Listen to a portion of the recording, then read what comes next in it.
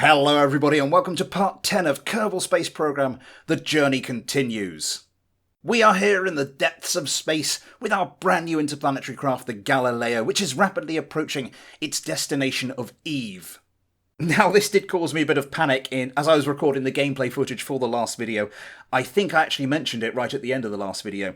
But as I was on the map view watching the Ptolemy leave for Juna, I just noticed out the corner of my eye that the icon for Eve and the icon for the Galileo were virtually on top of each other. So yeah, a little bit of panic, but now I've gone here and seen what's what, it turns out, no, everything's fine. We've still got a little bit of time to go. We've got plenty of time to make any correction burns without using too much fuel, so yeah, it's all good.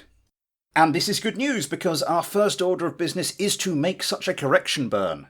Now, on our current course, we are going to end up in a highly inclined orbit around Eve, and I'd like to try and minimise that as much as I can. Some degree of inclination is impossible to avoid simply because of the way we're approaching Eve, our relative position to it, but I'd like to try and minimise it as much as I can, as close to zero as I can, because when we come back, when we travel back from Eve to Kerbal, all the launch planning data is going to be as if we've got a zero inclination orbit, so it's just going to make it a bit more convenient in that respect. It will also reduce the amount of fuel we need to use in the transfer burn, and also doing it this far out further reduces the amount of fuel we actually need to use. With that burn done, we have completed all the tasks we needed to do at this stage of the mission. Now there's nothing else left until we reach our encounter with Eve. So we just sit back, wait, and before too long, we are inside Eve's sphere of influence. We've ended up with an orbital inclination of about 30 degrees. A little bit later I do bring up the Kerbal Engineer orbital info panel if you want to see that in a bit more detail. But before we get to correcting that, our next order of business is to plan our orbital insertion burn. We're just going to roughly circularise the orbit here. We're going to stay quite far out. We'll be travelling at a very low speed. This means it'll take less fuel to perform our plane change manoeuvre, and then we'll see about dropping our orbit a bit lower. With that manoeuvre dialed in, it's about 680 metres per second of delta V. We time accelerate forward to get to our manoeuvre node. Now at this point, whilst playing it, I got a little bit distracted, so we shoot a little bit past our manoeuvre node, but we're travelling quite slowly. We're still very far out from the planet. It's not going to make any major difference, if any real difference at all. So at the first available opportunity, we fire up those engines and start to burn some of that delta V off. With those 3 Lanta engines, it's a nearly 9-minute burn, but I don't mind that much. Having dealt with ion engines a couple of episodes ago, I think I'm a lot more forgiving of nuclear engines than I would otherwise be. With our orbit, as I said, roughly circularised, we can now start looking to our plane correction manoeuvre. Now this is a little tricky. There's no easy 0-degree inclination frame of references like you have with Kerbal and the Moon, so we have to eyeball this a bit, but in the end I get a manoeuvre I'm happy with. I decide I'm not going to stick strictly to the manoeuvre delta V. I'm just going to keep burning in this direction until the inclination indicator goes as low as it's going to go, and then just cut the engines. We get our inclination down to 1.86 degrees, which, having come down from 30, is pretty good, and I decide is good enough. I'm not going to spend all day faffing around with this. I think that's plenty good enough. So as I mentioned, it's now time to start lowering our orbit to something a little bit closer to the surface of Eve. I decide to start with, I'm going to lower it from its current 39-ish thousand kilometres down to about 1,000 kilometres. I think that's a good start. So we get our ship pointing retrograde, we fire those thrusters. There's not really any need to do a manoeuvre node for this. It doesn't matter where the periapsis ends up, I just want to get it down to a set altitude. So we just point retrograde and we burn until it's there. It's a 4-day journey down to our periapsis, thank God for time acceleration. And here we are going to use a manoeuvre node. We want to burn pretty precisely at periapsis, take full advantage of the O-berth effect, make sure we don't skew our orbit, and all that jazz.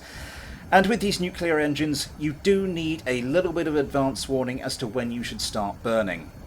With our orbit lowered, we can now get our first good look at Eve, and my God, that is a lot of purple. From here, we need to perform some more manoeuvres before we get started with the mission proper, but I think it's time to stop eyeballing things and start to do things in a more measured fashion. So now we need to set our orbit up so we can start taking science readings, and there's a couple of things to take into consideration here. First of all, we still want to be in space high when we take our first set of science readings. Now, for Eve, the boundary between in space high and in space low is at an altitude of 400 kilometers. Secondly, we do have one science experiment, the negative gravioli detector, which is biome specific even when you're in space high. So ideally, we'd like to do a sweep around the planet, picking up as many of those biomes as we possibly can. Now, to perform this sweep, we want to be going reasonably quickly around the planet. We don't want to be relying too much on time acceleration, because then you tend to overshoot biomes, and that's far from ideal. So we want to get as close to that 400 kilometer mark as we reasonably can. I aim for somewhere between 405 and 410 kilometers, and we end up at about 407, so that'll do us very nicely. Having positioned ourselves perfectly, we start with a complete set of readings from all of our science experiments. We've already mentioned the negative gravioli detector, we've got the magnetometer, the materials bay, the mystery goo containers, the thermometer, the barometer. With the Galileo, we do have a new addition to our science package, and that's the gamma-ray spectrometer that comes with KSP Interstellar. Now, you can't use this in space high, only in space low, so we'll be taking a reading with that a little bit later. So with all of those experiments performed, we can transfer the data into the experiment storage containers, and now we can begin our gravity sweep of Eve. Our orbit takes us over 10 biomes: the highlands, the lowlands, the midlands, the shallows, the peaks, the impact ejector, and the 4 seas: the eastern, the western, the crater, and the explodium. That last one being about the most Kerbal name for a sea you can possibly think of. With our sweep complete, we are nearly ready to move on and take our next set of science readings, but first we need to reset that materials lab and those mystery goo containers. To that end, our mission scientist Bob climbs out of the Galileo and sets to his task. We've also taken a crew report and an EVA report whilst we're in space high over Kerbin, so we've got all the science we possibly can whilst we're here. With Bob back safely aboard the Galileo, it's now time to start thinking about our next manoeuvre. Now, this is also a bit of a tricky one from purely the Galileo's perspective. We'd like to try and keep the orbit as high as possible. It just means that we will use less fuel in the burn to escape Eve, or use less fuel to raise our orbit before we make such a burn.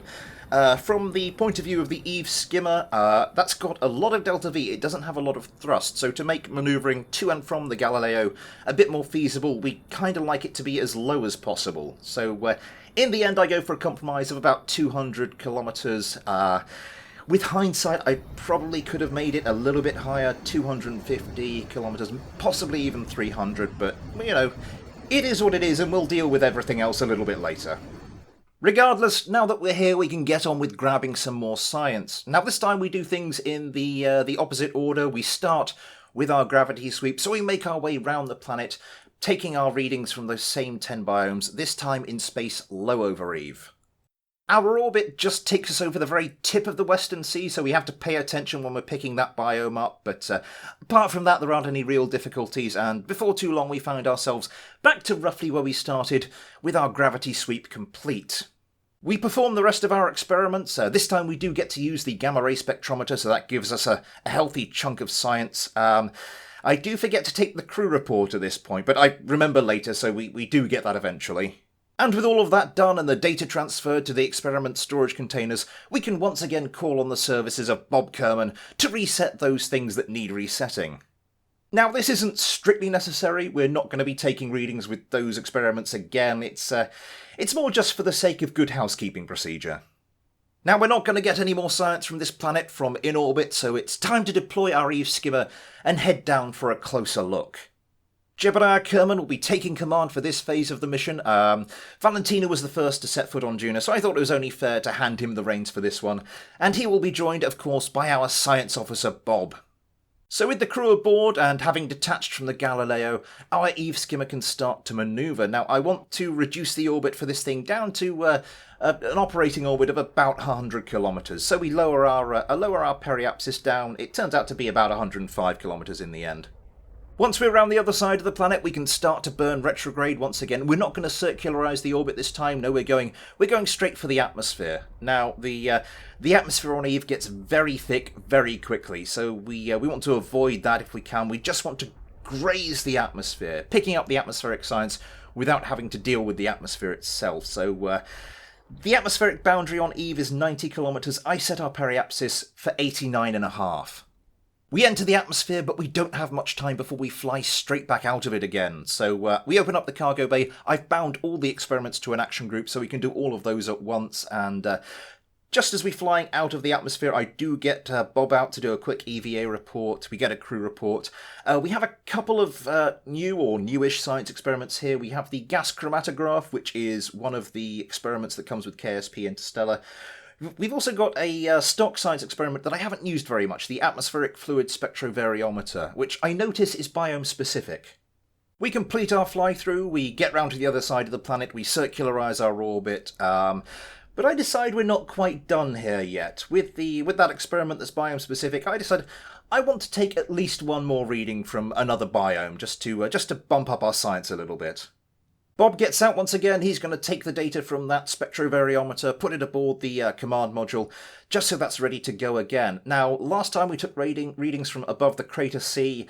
This time I decide we want to go for a different C, so we decide we're going to go for the explodium C. We enter the atmosphere. It's just a quick fly through this time. We're just grabbing the one experiment, and then we are done. Also, I thought at the time, in the end I decide I'm going to go down for one more reading on that. We get Bob out, we transfer the science to the command module again, and this time we're heading down over the Eastern Sea. With all of that science aboard, we can now begin to make our way back to the Galileo. We get ourselves a good intercept manoeuvre, we make our burn. Again, not a lot of thrust on this vehicle, but well enough for our purposes. We do have a bit of a hairy moment just as we're coming into rendezvous with the Galileo. The burn time indicator sort of underestimated it a little bit, so I do have to fire up the RCS thrusters just to assist with that, but before too long we are back. Having docked the skimmer with the Galileo, we transfer all the science from the science bay across to the experiment storage containers, and then Bob's going to get out, he's going to reset the experiments that need resetting, again just housekeeping, then he's going to manually transfer all the data that's held in the command modules, both of the skimmer and of the Galileo, across to those experiment storage containers, including the crew report that we've just remembered to perform. With that done, Jebediah Kerman transfers across to the Galileo, and the business end of our mission is complete. And now our thoughts turn to the return journey to Kerbin. Now, the transfer window doesn't open up for a while yet, so our Kerbals are just going to have to sit pretty for the time being, but I'd like to do something to prepare. I'd like to raise our orbit a little bit. I'm looking at our Delta V situation. Now, on an optimal transfer window, we only need about less than 2,500 meters per second of Delta V. If we want an earlier transfer window, which we probably do, we're going to have to burn through a bit more of that, so I want to keep as much of that as is possible. I'd like to raise us into a higher orbit, so I decide I'm going to perform the trick I did with the Ptolemy around Juna. I'm going to use some of that monopropellant to lift our orbit up. We've got tons to spare that we're not going to use for anything else, so we take a serious chunk out of that. We raise our orbit up to about 250,000 meters, and that's where we're going to leave it for the moment, and that's where we're going to leave this episode for today. I do hope you've enjoyed it, everybody. It's been a slightly shorter than usual episode. My apologies for that, especially to the people who've been calling for longer episodes of these. I just thought doing the Eve mission in its totality would make for a nice self-contained episode. Elsewhere, our dual probe is rapidly approaching its destination, and we need to get working on some R&D stuff, because at some point during this series I would like to land on Eve. So we need to start developing some new vehicles to get that done. But for now, thanks for watching. Take care, and I'll see you next time.